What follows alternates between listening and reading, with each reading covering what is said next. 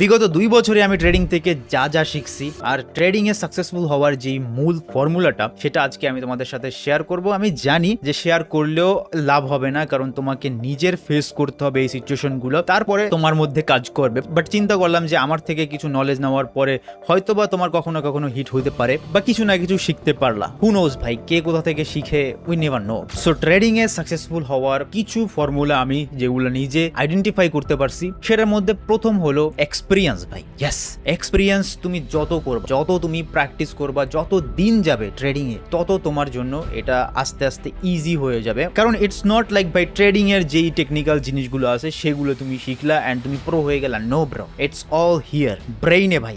যত তোমার ক্যাপাবিলিটি বাড়বে, লস করার বা প্রফিট করার ক্যাপাবিলিটি যত কাম মাথাটাকে রাখা যাবে, ততই তুমি এখান থেকে প্রফিট করে বের হইতে পারবা। প্রথম দিকে কিন্তু এমন হয় না। প্রথমে যখন তুমি ট্রেডিং শুরু করবা, তোমার এটা তো কাজই করবে না, তার সাথে এখানেও হার্টবিট বাইরে যাবে। এই দুইটার সিঙ্ক্রোনাইজ হয়ে একদম পুরা তুমি তোমার অ্যাকাউন্ট ব্লো করে ফেলবা। সো এই জিনিসটা কন্ট্রোল হইতে, কারণ টাকা তো ভাই, আমরা তো এমনি লোয়ার ক্লাস মিডল ক্লাসের ফ্যামিলি থেকে বিলং করি। টাকার ব্যাপার স্যাপার আসলে আমাদের একটু ঠিক থাকে না। এই জিনিসগুলো টাইমের সাথে সাথে আসবে। যত তুমি ট্রেড করতে থাকবা, যত দিন যাবে, এক্সপিরিয়েন্সটা তোমার বাড়বে। এক্সপিরিয়েন্স বাড়ার সাথে সাথে তোমার আরো একটা জিনিস আমি যে ফর্মুলাটা বের করতে পারছি, সেটা হলো তোমার একটা স্টেডি ইনকাম থাকতে হবে ভাই। ইয়েস, যদি তুমি রিচ কিড না হয়ে থাকো, যদি তোমার ফ্যামিলি থেকে অফুরন্ত টাকা তোমাকে না দিয়ে থাকে, তাহলে তোমার একটা স্টেডি ইনকাম থাকতে হবে, যেখান থেকে তুমি তোমার টাকার সোর্স হবে। ঠিক আছে, কারণ তুমি প্রথম যখন ট্রেডিং শুরু করবা, তুমি লস খাবা। 6 মাস 9 মাস 1 বছর লসের মধ্যেই থাকবা। এই লস গুলো কিন্তু কম না। মনে করো 1 লাখ তুমি লস খাইলে, এই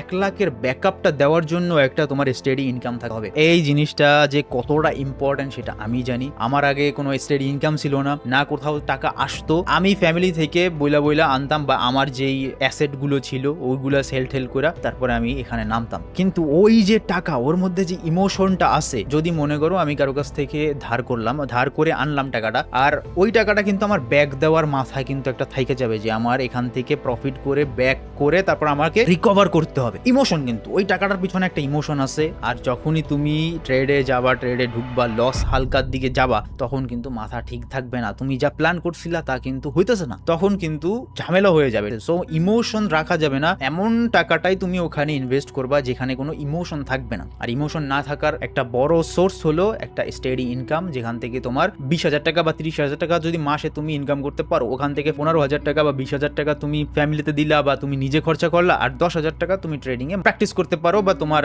জিনিসগুলো তুমি যাচাই করতে পারো। এজন্য তোমার একটা স্টেডি ইনকাম থাকতেই হবে ভাই, আর কোনো ওয়ে নাই। এছাড়া এটা হলো সব থেকে বেশি ইম্পর্টেন্ট। ট্রেডিং শেখা না শেখা, এটা 1 মাসে মোটামুটি ট্রেডিং এর basic, support, resistance, price action, এই সবকিছু 1 মাসের মধ্যে কমপ্লিট হয়ে যায়। কিন্তু ভাই ওই যে মাথা, ব্রেন, টাকা, সবকিছু সাইকোলজি কোথা থেকে আসে? টাকা থেকেই আসে। টাকার মায়া থেকেই এই সাইকোলজি সবকিছু। আমি তো মনে করি ভাই টাকাই হলো সাইকোলজি, এটা আমি মনে করি। অন্যরা কে কি মনে করলো সেটা আমি জানি না। এন্ড অবশ্যই ট্রেডিং এর রুলস গুলো মেনটেন করতে হবে। ওভার ট্রেড করা যাবে না, রিভেঞ্জ ট্রেড করা যাবে না। এই সব জিনিস যেগুলো বেসিক আছে, যেই জিনিসগুলো করা যাবে না, সেগুলোও তোমার ওই প্র্যাকটিসের সাথে সাথে বা এক্সপিরিয়েন্সের সাথে সাথে আসবে। একদিনে হবে না।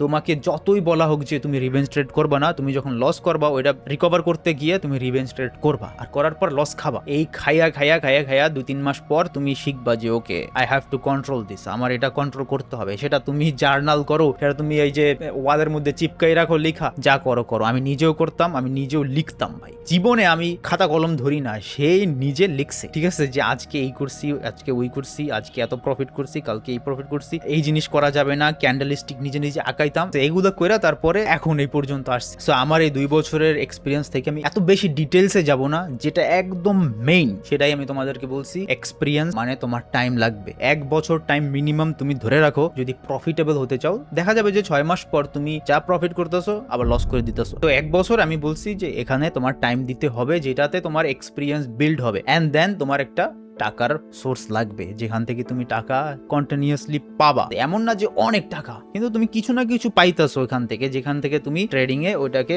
ইউজ করতে পারতেছো। এই জিনিসটা আর ট্রেডিং এর রুলস, এই 3টা জিনিস যদি তুমি কমপ্লিটলি মাস্টার করে ফেলতে পারো, আমার মনে হয় না আর কোনো সমস্যা হবে। আমি তো দেখতেছি না, আমি বলতেছি না যে আমি টেকনিক্যালি অনেক সাউন্ড, আমি একদম ক্যান্ডেল স্টিকের সব একদম মুখস্থ, আমার সব প্যাটার্ন মুখস্থ, আমার কোথায় কি চার্ট দেখলি আমি বুঝি না ভাই। যেটা সত্য সেটা বলতেছি, আর আমার তো লাগেও না, টু বি অনেস্ট ভাই। আস্তে আস্তে আস্তে আস্তে হয়তো বা আরো শিখতেছি, আরো বুঝতেছি, বাট আমার মনে হয় না এর বেশি লাগে। হলে ভালো, অনেক ভালো, কিন্তু বেশি আবার প্রো হলেও কিন্তু ঝামেলা, ঠিক আছে, ট্রেডিং এর মধ্যে। যাই হোক গাইস, আমার এইটুকুই ইনফরমেশন দেওয়ার ছিল একদম ভাই। জেম যেটা আমার মনে হয়েছে যে জেমটা তোমাকে দেওয়া উচিত, যদিও এখন এগুলা হিট হবে না, কিন্তু এক সময় না এক সময় এইগুলা যদি তুমি কাজে লাগাইতে পারো ভাই, 100% তোমার কাজে দিবে। So thank you so much for watching this video. দেখা হবে অন্য একটা ভিডিও, ততক্ষণ পর্যন্ত বাই বাই।